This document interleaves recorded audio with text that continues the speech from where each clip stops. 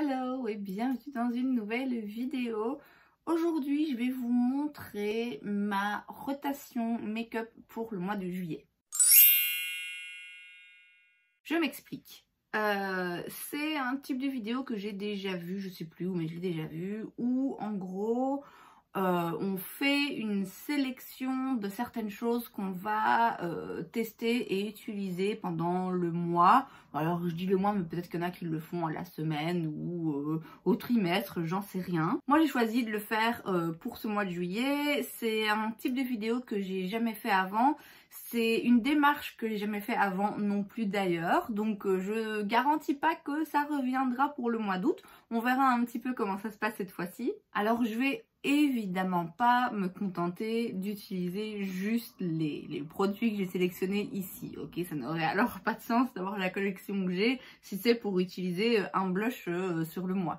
Mais disons que ce que j'ai sélectionné ici, c'est des produits sur lesquels je veux vraiment insister, sur lesquels je vais mettre la priorité pour vraiment les tester de plusieurs façons et avec plusieurs combinaisons de produits, etc. Vraiment pouvoir m'en faire une opinion décisive. Il y a évidemment des nouveaux produits, des produits que j'ai testés d'ailleurs aujourd'hui pour la première fois, ce sera dans la vidéo d'hier je pense. Mais il y a aussi des produits qui sont pas forcément des nouveautés. Quand je dis des nouveautés, je parle des nouveautés pour moi, hein, pas des nouveautés sur le marché, je veux dire des produits que je viens d'acquérir. Il y a des produits ici donc qui sont des produits que j'avais déjà avant. Certains que j'ai depuis un petit temps et que je voudrais revisiter, d'autres que j'ai acheté plus récemment mais que voilà, j'ai pas forcément eu l'occasion de tester à fond. Je vous montre donc tout ça. On commence avec le teint et pour le teint j'ai d'abord quelques produits Elf qui pour le coup sont des nouveautés que j'ai essayé aujourd'hui pour la première fois. Il y a tout d'abord le Poreless Putty Primer qui est donc leur primer qui est censé combler les pores. Le Putty Bronzer et le Putty Blush. Alors le bronzer j'ai dans la teinte Tan Lines. Je crois que ça va être un petit peu clair. Donc je vais quand même le retester 2-3 fois ce mois-ci. Mais je pense pas que je vais pouvoir vraiment apprécier la teinte, on va dire, du bronzer. Là, ce sera plutôt pour en tester vraiment la formulation. Et le blush, si jamais c'est bas à masse. Et là, oui, ça c'est sûr que je vais pas mal l'utiliser. Parce que c'est vraiment le genre de teinte que j'aime beaucoup porter l'été. Et j'ai aussi l'anti-cerne, c'est le Hydrating Camo Concealer. Pareil, je viens de l'avoir, j'en ai essayé pour la première fois, donc je vais le réutiliser quelques fois dans le mois pour être sûre à la fin du mois de pouvoir vous dire clairement ce que j'en pense avec différentes méthodes d'application, différentes poudres par-dessus, etc. J'ai aussi le HD Liquid Coverage de chez Catrice qui est donc la reformulation de leur fond de teint en fait parce que maintenant il y a du niacinamide à l'intérieur donc ils ont reformulé le produit. J'ai fait une vidéo. Est-elle déjà sortie? Non, je pense pas, j'arrive pas à m'y retrouver, j'ai tellement de vidéos d'avance. Bon, sans doute que vous aurez bientôt une vidéo où je compare ce fond de teint à l'ancienne version si vous l'avez pas déjà vu. Et bah, voilà, c'est la seule fois que je l'ai utilisé en le comparant à l'autre, donc du coup uniquement sur une moitié de mon visage. Donc ça, clairement, je vais continuer à l'utiliser tout ce mois-ci pour pareil m'en faire une bonne opinion. Et ensuite, j'ai des produits qui sont pas forcément des nouveautés, c'est pas non plus des vieux produits, hein. C'est pas des produits que j'ai depuis longtemps, mais c'est des produits qui se sont un petit peu perdus dans le mix des départs en vacances, retour de vacances, redépart en vacances, enfin voilà. En plus j'ai tout rangé, donc pendant un petit moment c'était un petit peu l'angoisse là derrière dans ma collection de make-up. Et donc il s'agit dans un premier temps des anti-cerne NYX Bear With Me. J'ai deux teintes, j'ai Light et j'ai Medium. Alors j'ai déjà testé quelques fois, mais comme j'ai dit, hein, pas de façon consistante, pas de façon rigoureuse. Ceux-ci, je pense que je les aime vraiment bien, hein, je pense qu'ils sont vraiment bien, mais je veux vraiment m'en assurer. Je veux les tester avec différentes méthodes d'application, différentes poudres et tout. Et en fait, une des raisons aussi pour lesquelles je les ai pas trop utilisés, c'est parce que idéalement, il faut que je les mélange en fait. Parce que celui-ci en anti-cerne, il est peut-être encore un rien trop foncé, et celui-ci tout seul trop clair. Donc l'idéal c'est que je les mixe, c'est pour ça hein, que j'en ai acheté deux. Mais j'ai souvent la flemme de le faire. Donc du coup, ça a un peu passé à la trappe, mais ce mois-ci, je m'y mets. Et j'ai aussi le Line Fix Under Eye Primer de chez Makeup Revolution. C'est donc un primer pour le dessous des yeux. J'ai filmé une vidéo où j'ai testé ce produit il y a plus de 3 semaines. Voire peut-être 4 en vrai maintenant. Il y a un bon moment, vraiment. Cette vidéo a toujours pas été mise en ligne. Ça, elle va l'être bientôt là. Et donc j'ai testé ce produit. Je l'ai depuis réutilisé 1 ou 2 fois, mais comme ça vite fait, encore une fois, sans prêter vraiment attention aux résultats et à la différence que ça peut apporter. Donc ça, je voudrais quand même bien essayer vraiment de l'utiliser de façon plus consistante pour voir si je vois un effet ou pas. Pour les sourcils, j'ai 2 produits qui sont pas du tout nouveaux. Enfin, il y en a un, il est quand même nouveau. Je mens. Alors, j'ai tout d'abord le Gimme Brow de chez Benefit, donc leur mascara teinté pour sourcils. J'en ai parlé, hein? Ouais, dans mes tops et mes flops du mois de juin. Ça, c'était un flop, mais en même temps, comme je dis dans la vidéo, je l'ai pas testé de façon assez récurrente et j'ai pas mis assez de cœur à l'ouvrage. Donc ça, je voudrais bien vraiment me forcer à continuer de l'essayer, à voir vraiment ce que j'en pense. Et je voudrais l'utiliser aussi avec ça, c'est le Browsings. C'est un produit donc toujours de chez Benefit où vous avez d'un côté une cire que je ne vais pas toucher et de l'autre une poudre pour les sourcils.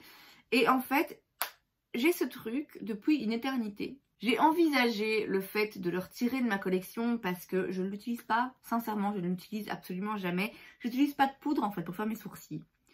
Je l'ai pas retiré parce que je me suis dit oui mais bon si un jour j'ai envie de faire mes sourcils avec une poudre, moi j'en aurai une, et ben voilà, je vais faire mes sourcils avec une poudre.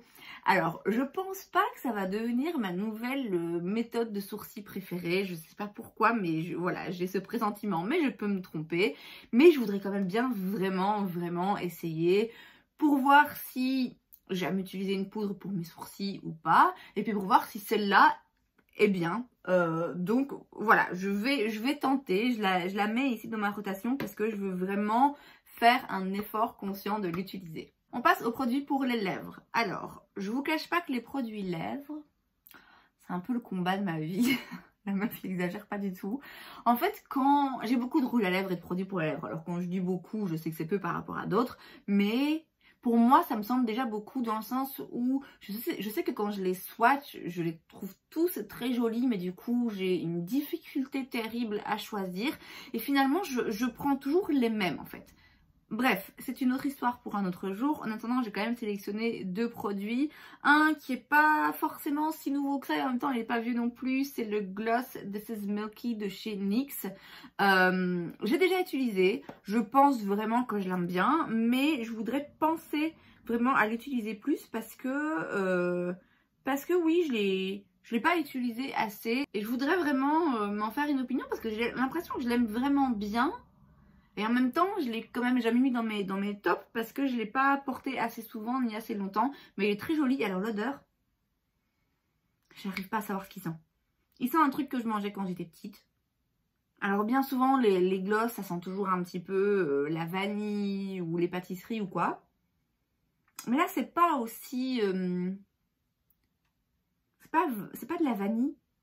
Je sais pas ce que c'est, bref, ça sent très bon, mais je voudrais bien l'essayer un petit peu plus. Et chez Rare Beauty, j'ai une crème à lèvres mat dans la teinte Kindness que j'ai eu dans un petit kit que j'ai acheté principalement pour le blush liquide qui allait avec. Et du coup, j'ai un peu oublié d'utiliser ce truc et de le tester, de voir un petit peu ce qu'il donnait. Donc ça aussi, je voudrais bien l'utiliser de façon un peu récurrente pour voir ce que ça donne. Pour les yeux, alors, il y a tout d'abord des produits qui ne sont pas du tout récents, mais que j'ai un peu oubliés, ou pour lesquels je pense qu'il n'est pas impossible que je change un petit peu d'avis, ou je voudrais être sûre de savoir finalement vraiment ce que j'en pense. J'ai donc d'un côté le Lift Up de chez Catrice. Je l'avais essayé une fois et j'avais pas du tout aimé. Bon, faut dire quand je vois la brosse, clairement c'est pas le genre de brosse que j'aime bien parce que c'est des petits poils en silicone. Alors parfois ça passe, mais ici en plus la brosse est vraiment énorme donc c'est pas forcément facile à utiliser. Et puis je l'ai réutilisé une fois, je sais plus quand.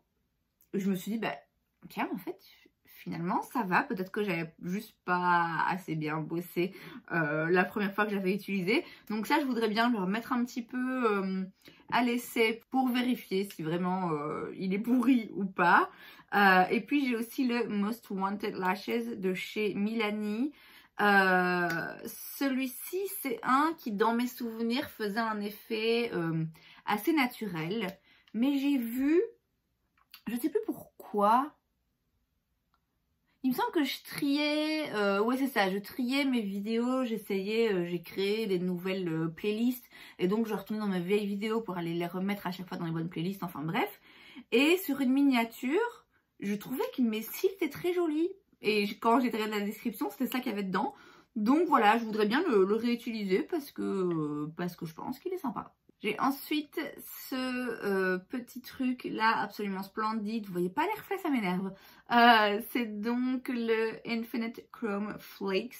C'est un gel multichrome pour les yeux et le visage. C'est la teinte Hot Lava, donc de Danessa Myricks, que je viens de recevoir, que vous avez vu dans un haul là du coup il y a je sais pas, 2-3 jours.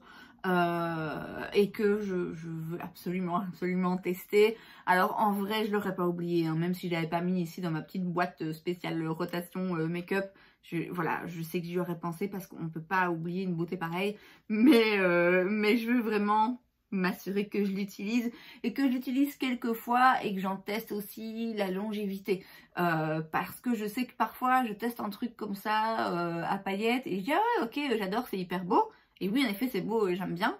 Mais finalement, je me prononce pas forcément sur la longue tenue du truc parce que je reste maquillée que quelques heures ou que je pense pas à faire attention parce que moi, c'est pas forcément ce qui m'importe. Enfin voilà, donc il est là, je vais l'utiliser ce mois-ci.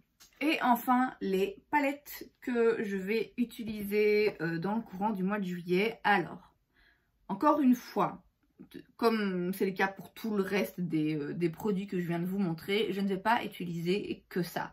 Je ne vais pas utiliser ces produits même pas 70% du temps. Vous voyez, c'est pas forcément que je vais les porter au moins 3 fois par semaine parce qu'il y a peut-être certains produits, notamment les mascaras, peut-être que je vais le réessayer 3-4 jours de suite et puis je me dire en fait non et qui va virer. Les palettes c'est pareil, évidemment je vais pas utiliser que ces palettes là parce que les palettes c'est vraiment le genre de truc où c'est en fonction de mon humeur et de mon envie du moment où je suis capable de décider tiens quelle palette j'ai envie d'utiliser, quel genre de look j'ai envie de faire. Et en plus de ça, il y a aussi forcément au moins une palette par semaine que je vais utiliser, qui ne se trouve pas dans les palettes que je vais vous montrer, puisque une fois par semaine, je poste une vidéo devinez la palette de fard à paupières. Ça va évidemment pas être une de celles-ci, hein, parce que ce serait complètement de la triche. Donc ça, évidemment, je les piocherai dans ma collection et je vais pas vous les montrer aujourd'hui.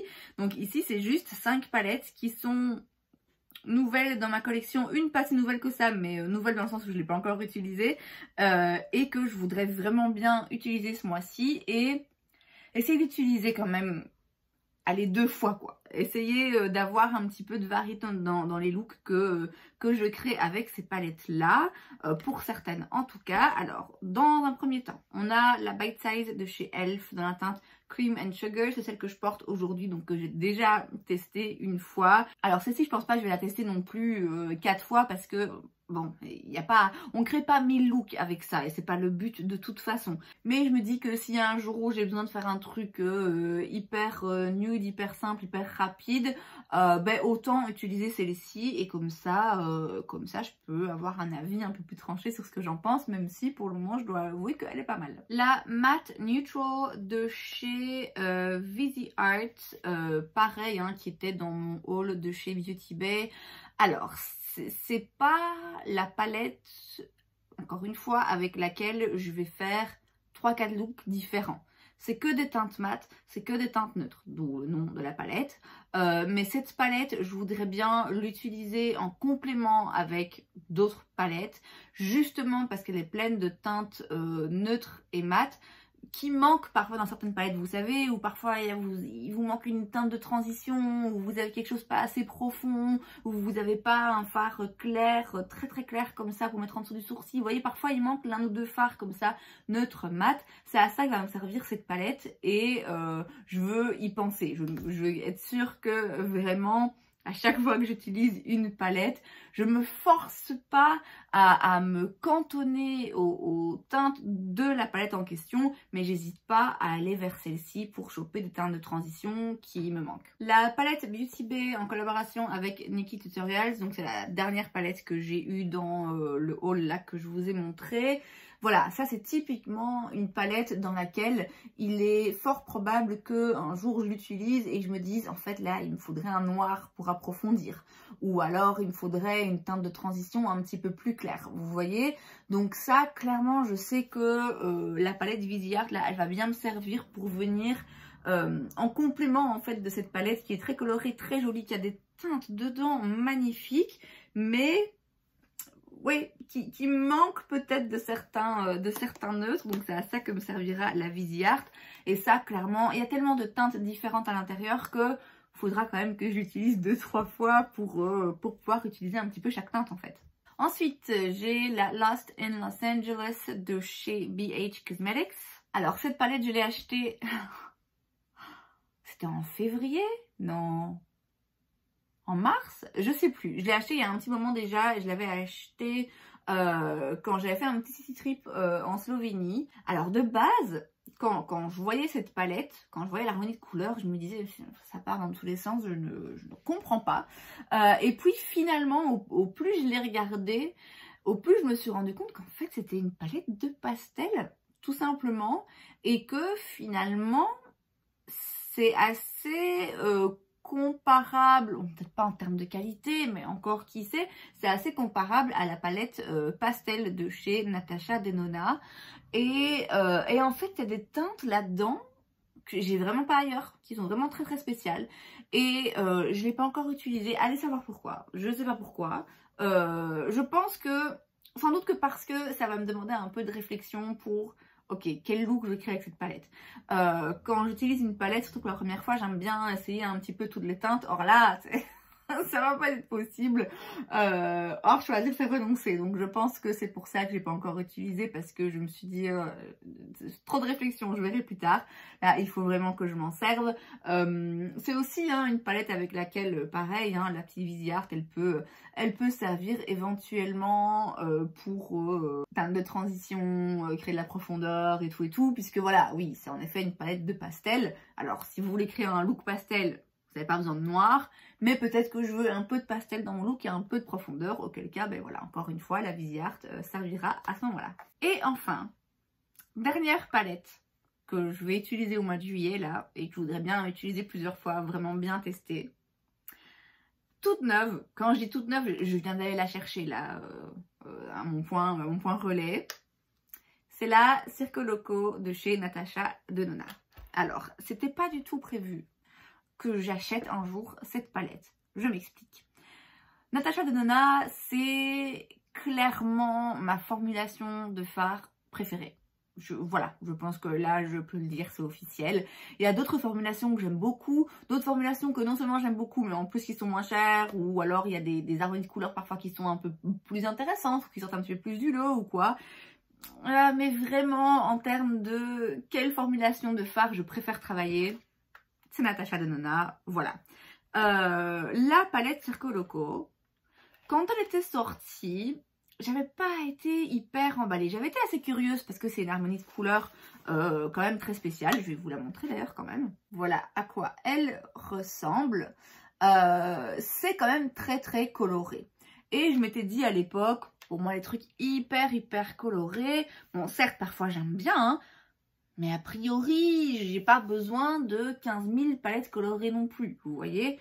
Et en plus, c'est un grand format Natasha Denona, donc il y a beaucoup de quantité de grammes par fard en fait. Du coup, cette palette, elle coûte 125 €, je pense. Cher. elle coûte cher. Et j'avais aussi été un petit peu surprise d'ailleurs qu'elle choisisse de sortir cette harmonie de couleurs dans ce format. Parce que je trouve que typiquement, c'est quand même pas une harmonie de couleurs que n'importe qui va aimer.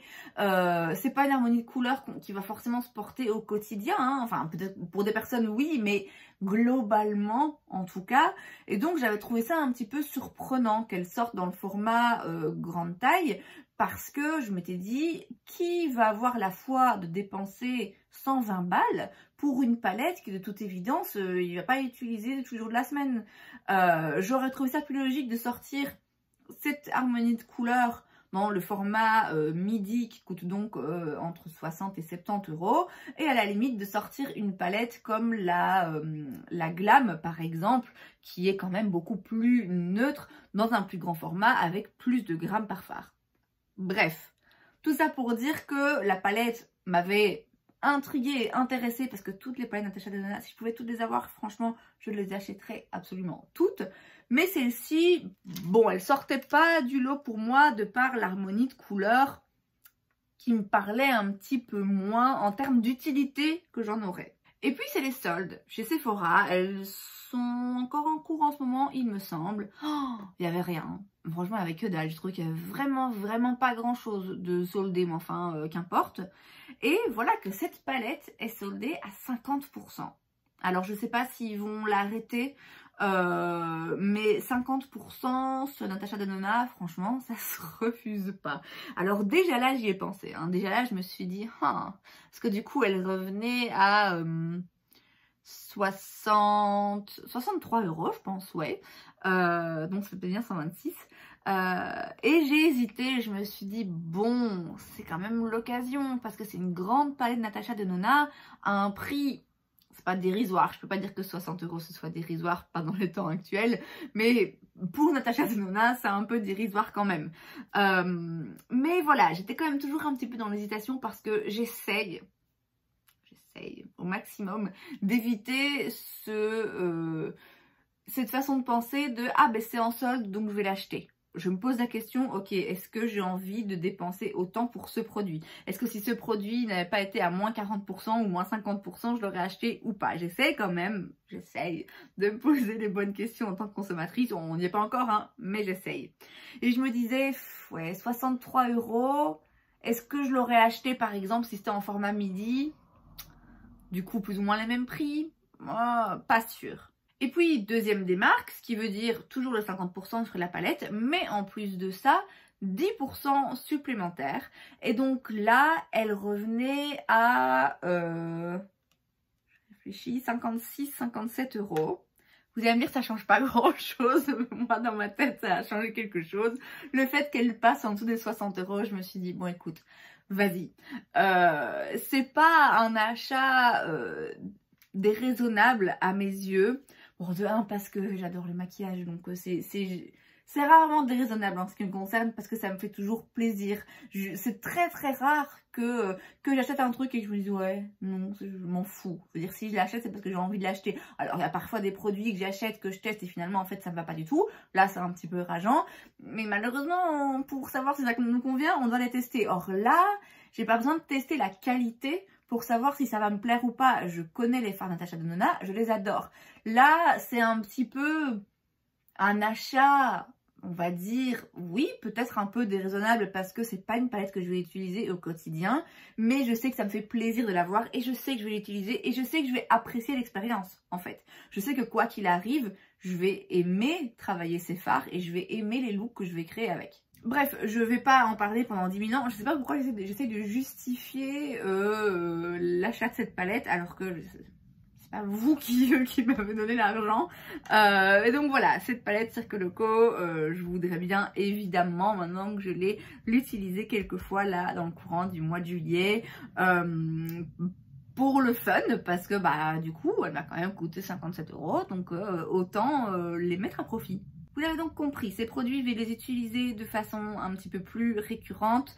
En tout cas, je vais bien les tester pour pouvoir savoir une fois pour toutes ce que j'en pense.